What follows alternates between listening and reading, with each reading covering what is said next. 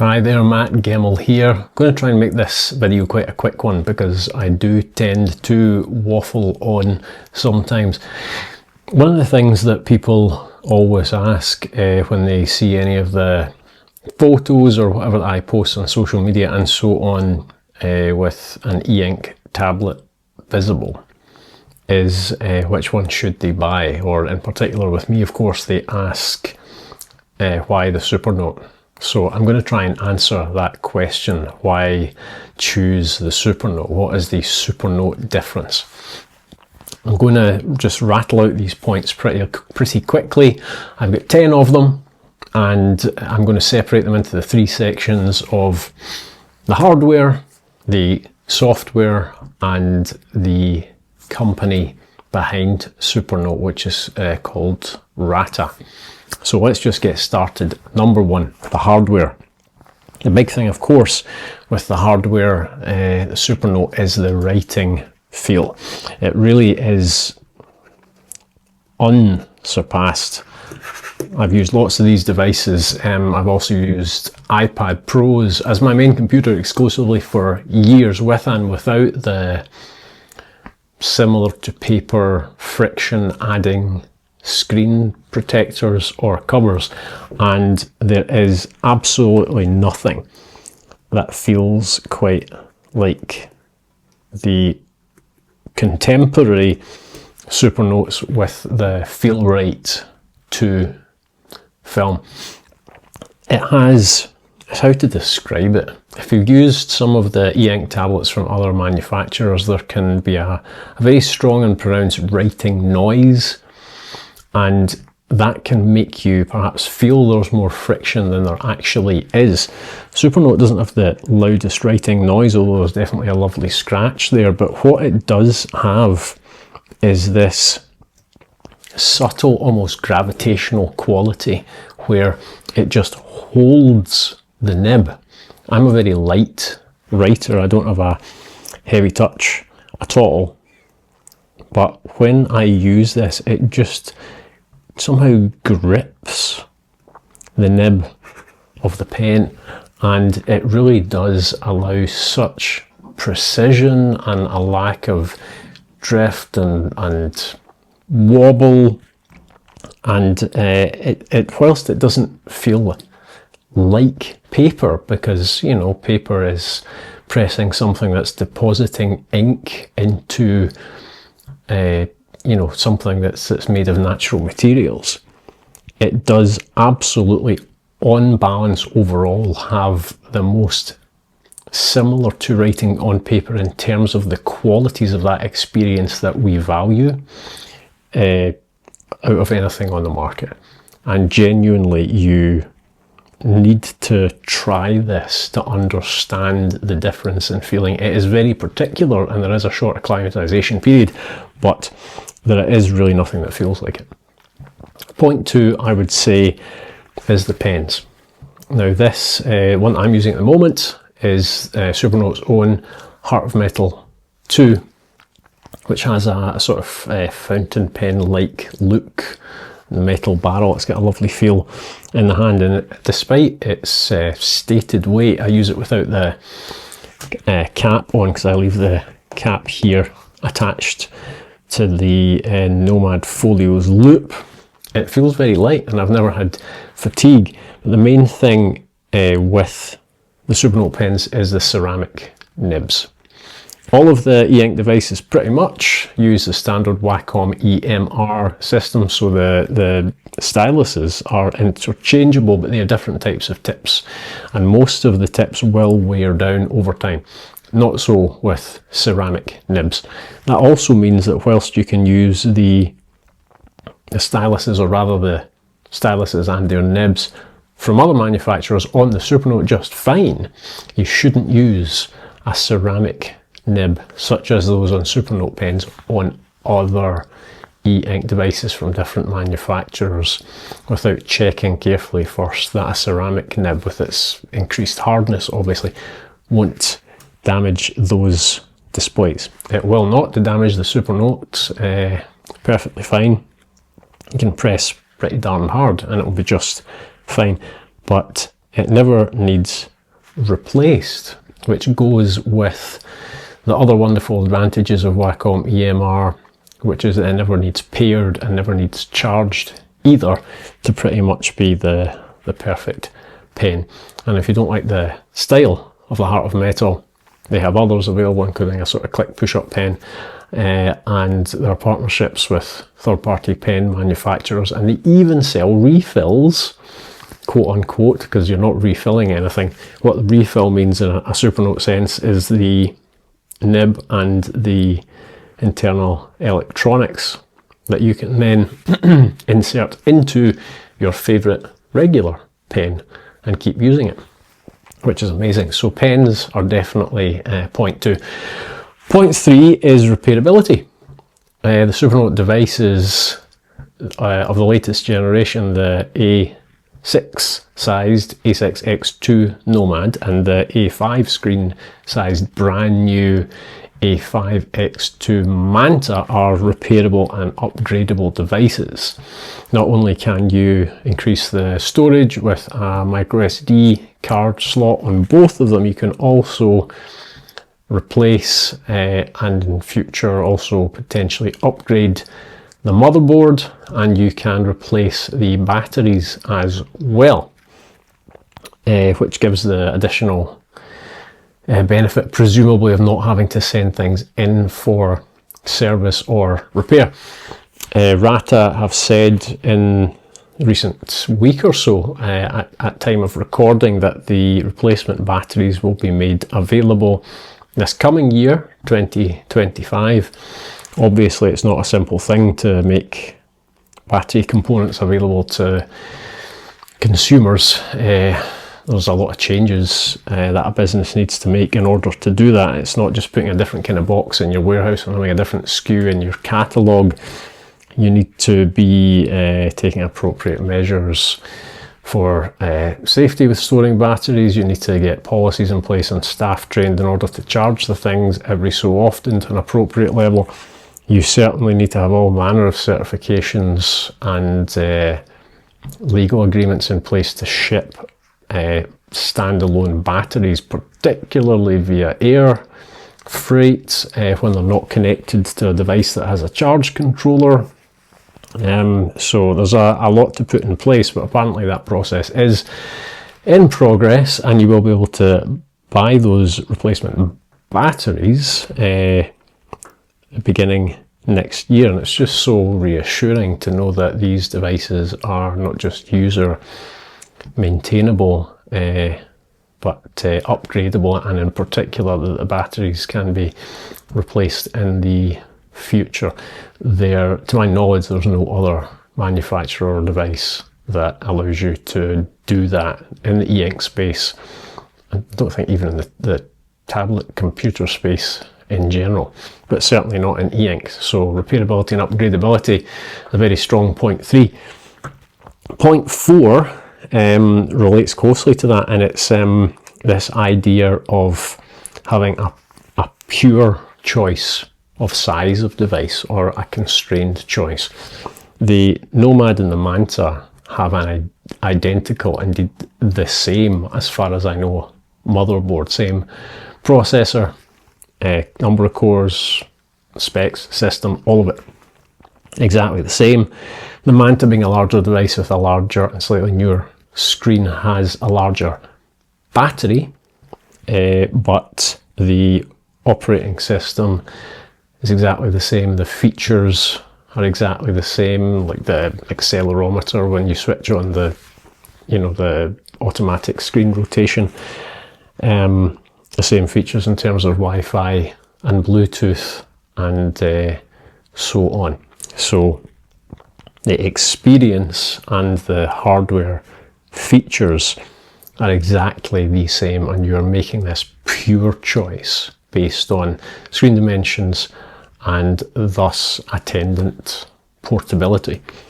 And it's actually a powerfully liberating thing sometimes to have a choice that is constrained on a pure basis, because it gives you something very clear to focus on when you make your choice. And that's something that I always appreciate, particularly in the technology industry, where we're often confronted and confounded by these matrices of incredibly complex differing specifications. I always, if I'm buying some new piece of technology, particularly in an area I'm unfamiliar with, it's a headache inducer to have to learn so much in order to weigh up various factors and think how they might apply to me. But with the Supernotes, there are no downsides really. There's just a pure choice in terms of screen dimensions, portability, and everything else. You know that you're not missing out on anything from the other size you didn't choose. So that purity of choice, just based on size, is a big advantage. That's point 4. Now we go on to the software side of things. The biggest benefit of Supernote is the intentionality of these devices, of the interface being focused on focusing, if you like.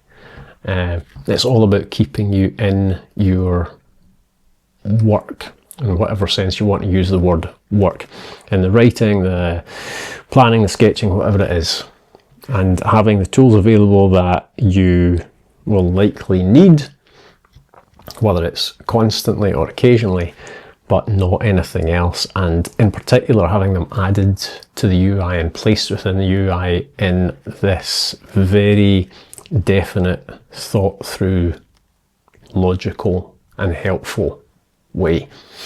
It's the focus and the chosen design constraints and the intentionality of the interface that is surprisingly rare even in the distraction-free e-ink tablets space, because many of them are anything but distraction-free. So that's point 5, intentionality. Point 6 is organization, which is closely related. The big organizational features that I use on the Supernote are, well, you've got the headings, you've got keywords, you've got stars, which are a special type of keyword almost, that are just super quick, easily come back to this, in a way kind of like bookmarks. Links, of course, for interlinking between documents or to interlinking between notes, or to other types of document on the device, or of course hyperlinks on the web. Searchable handwriting, which is surprisingly not on all e-ink devices, and of course the ability to move and rearrange pages and add pages between existing pages and change page templates or backgrounds and so on. It's just exactly the right set of features, the right breadth of functionality, which just lets you use it either as a sheet of paper or as a sort of notebook, catalogue, binder, and all of these things. It still stays completely within the sort of focused pen and paper tool sort of space, but it gives you just enough of the advantages of digital so that you can really make the most of it. And it's just in such a smooth interface. Select stuff and you get the popover, heading, link. You can even make things into calendar events with automatic handwriting recognition, or to-dos with the to-dos retaining a link back to the page from whence they came. But it doesn't get in the way. And it's just such a curated, that's the word I've been sort of scrambling for in the background. It's such a curated experience that gives you all the organization that you will need, but not a whole bunch of stuff that would tempt you to get out of your flow. So that's point 6. Point 7 is connectivity. And too much connectivity can be a bad thing. You don't want a social media client on your notebook, I hope, or maybe you shouldn't. If you do, consider otherwise. Consider whether it's really a good thing. And despite how focused and not simplistic, but how curated and even occasionally Spartan it can look, you've got just the right amount of connectivity. You obviously get Wi-Fi and Bluetooth.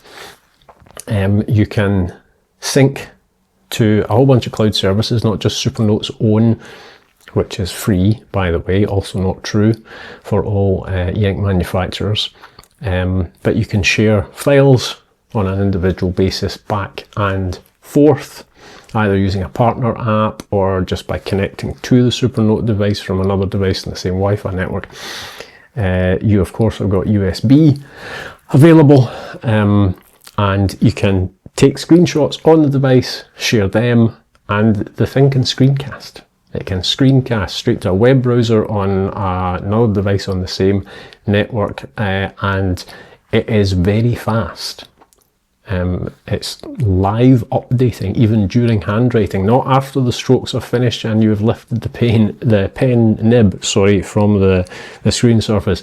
It does it live, and yes, there is a sort of cursor on the screen even when the nib is not down as you hover the pen above the Supernote. So I mean, it's a first-class screencasting experience that you can use for obviously collaboration and meetings and all that kind of thing, or just recording nice videos of your Supernote to use later in some other context. And you've got all of that should you need it, but it stays out of the way, mostly in the pull down from the top menu until and unless you do need it. Just enough connectivity is point 7. Point 8 is something that I massively appreciate, is the polish. There can be a lot of challenges in making a UI feel polished. And there are certainly an awful lot of challenges in terms of on-screen text and microcopy, and those challenges are vastly amplified when you're perhaps selling primarily into a market which uses a different language than where the device is being manufactured and where its software is being developed. Rata is a Chinese company, and as many of the e-ink makers are, and you will very commonly in the e-ink tablet market space see sketchy translations, very awkward English, presumably some awkwardness in other languages that have been translated into as well. You will find heterogeneous and not very consistent iconography, layouts, even user experience flows. That's not the case on the Supernote. It has polish all over it.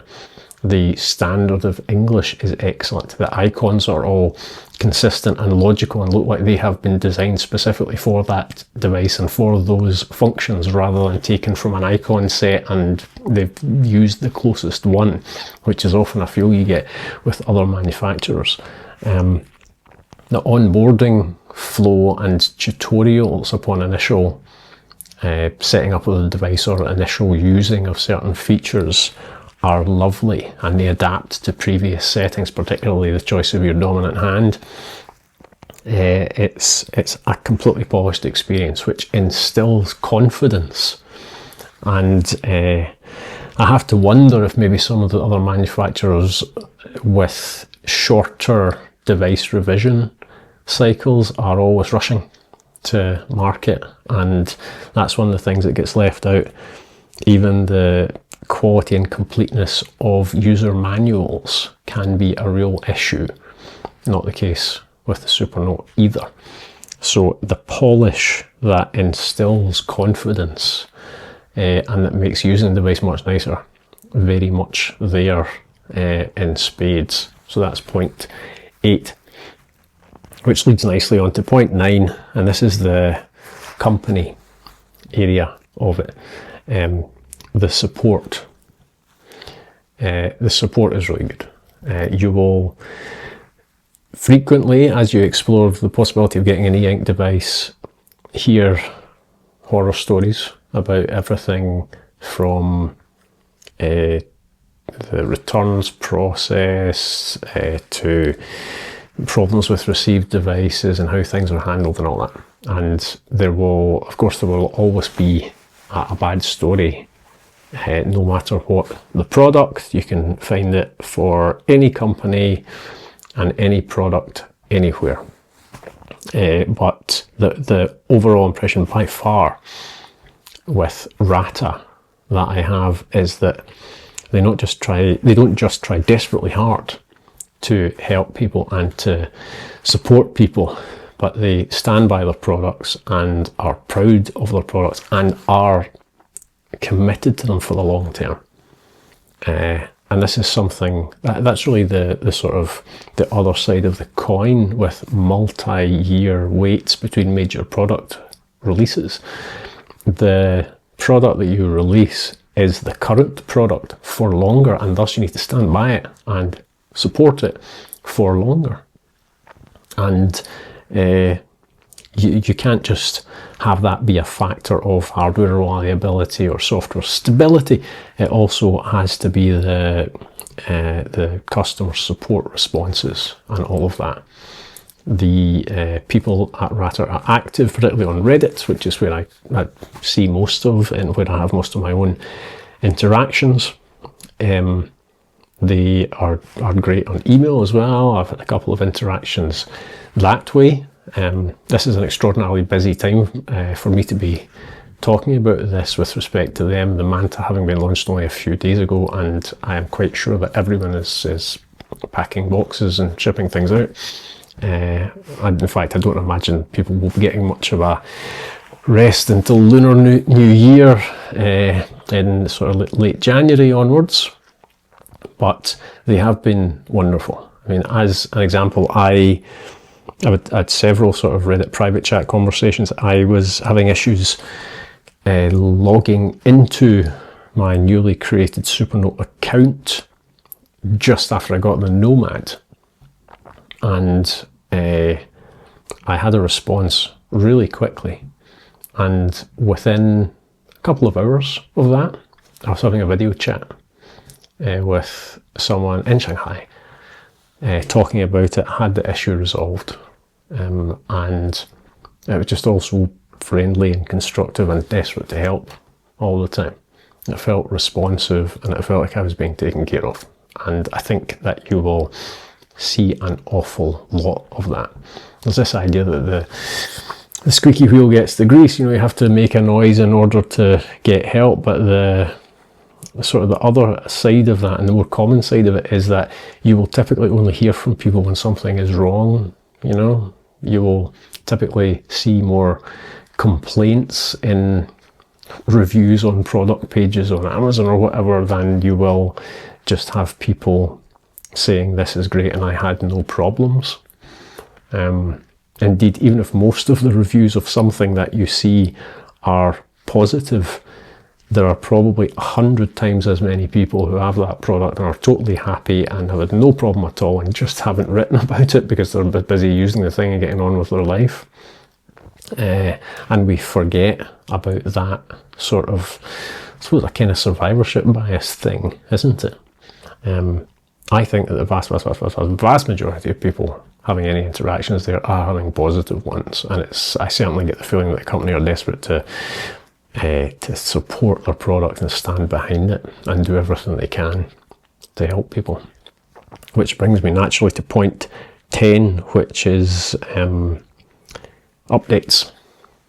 There are frequent and well documented, like down to the bullet points of not just features added, but specific bugs fixed, software updates for all of the devices. And that instills a huge amount of confidence, not just that any bugs that creep in perfectly naturally are being attended to and fixed, but that there is active development. And indeed, this is another thing that, as far as I know, is unique to Rata. They have a published software roadmap, and not just a, we're planning to get to this, we're planning to get to that. There's like a Trello, and you can look at all the things and see the things that have been implemented in the previous version, the things that are on hold for whatever reason, the things that are in progress and implicitly for the coming version. And you can obviously submit your own and upvote things that are already there that you would also like to see. And there's the discussion threads, you know, as there are on these boards. And so you get a really, really good idea, not just of progress and of what the plan is, but the degree of responsiveness. And again, massively confidence inspiring. There's an awful lot more to these devices than just the piece of hardware that you get. The main thing, of course, is the daily lived experience of using it, but there's also the environment around them, which is not just from an ecological point of view, reducing e-waste, it's also the company standing behind it, the availability of parts, the degree to which the software is updated, and there's the precursor stuff, the prerequisites, how much thought has gone in, how much care, how much sort of preemptive love has gone into making that daily customer experience the best that it possibly can be. And I think you've got to consider these things. I know people get very polarized about computer platforms, but it's the thing that has always made me very fond of Apple stuff. For example, you can say a lot of bad things about that company, certainly, but they care very much about user experience, and they care very much about support and about improvement and about integration and so on. And those best qualities of Apple are most certainly present in Rata, the company, and Supernote, the devices. It's a very natural place for me to find myself wanting an e-ink tablet, and now that I am using the Supernote constantly, every day, all the time, for everything, it's very difficult to see how I could go anywhere else because I feel very invested. So there you go. That's 10 points that you might want to think about. Certainly to weigh up if you're looking to get one of these devices yourself, because I would say that within the e-ink marketplace generally, and even across tablet devices as a whole, Supernotes are pretty special. Thanks very much for listening to this, watching this rather. Please do like and subscribe. It helps the visibility of these videos to others. It helps me, makes me feel good as well. And I hope you'll tune in to the next one. Thanks again and take care.